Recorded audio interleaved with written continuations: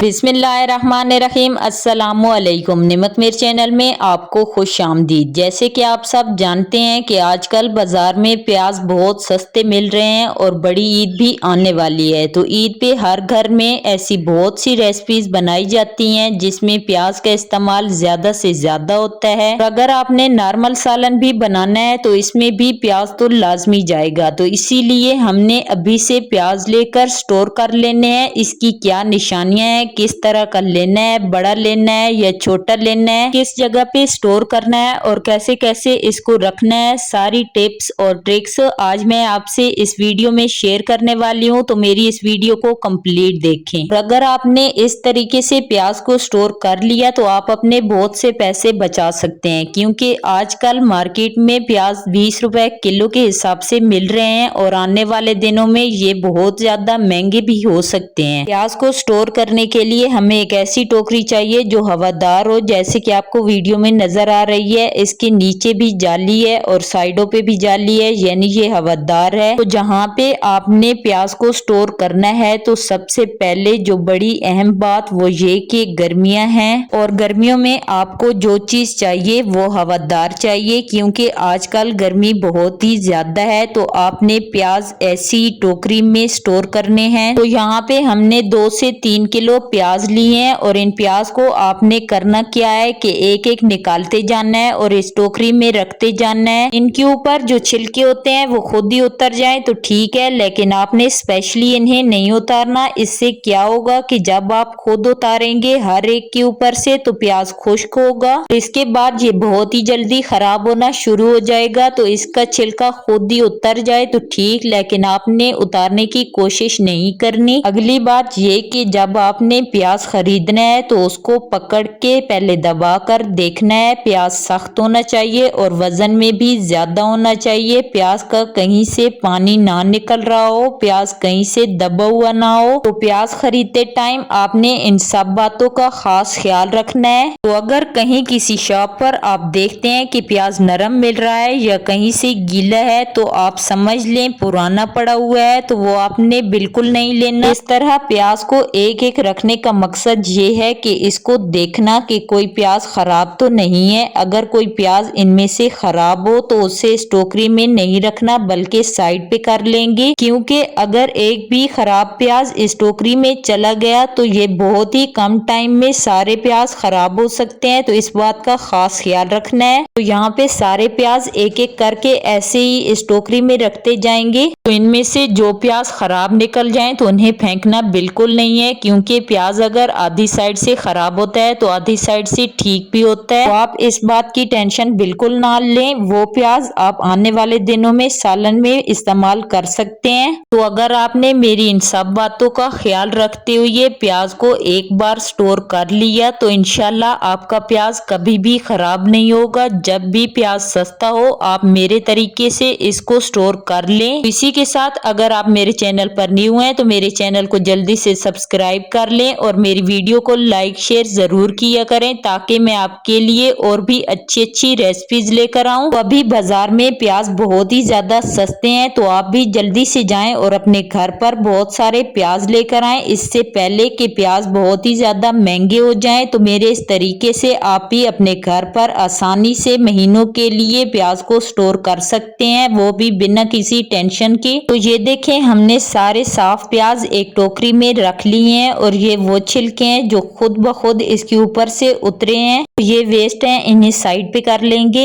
ये देखें इतने ज्यादा प्याज में से सिर्फ 4 ही खराब निकले हैं और वो भी इतने ज्यादा खराब नहीं थे, लेकिन फिर भी हमने टोकरी में नहीं रखे ताकि दूसरे प्याज खराब ना हो। तो आप भी इस तरीके से प्याज को आसानी से घर पे स्टोर कर सकते हैं। तो कैसी लगी आपको मेरी आज की टिप्स एंड ट्रिक्स? तो मुझे दें इजाजत, अगली वीडियो में फिर मिलेंगे एक न्यू रेसिपी के साथ। तब तक के लिए अल्लाह हाफिज।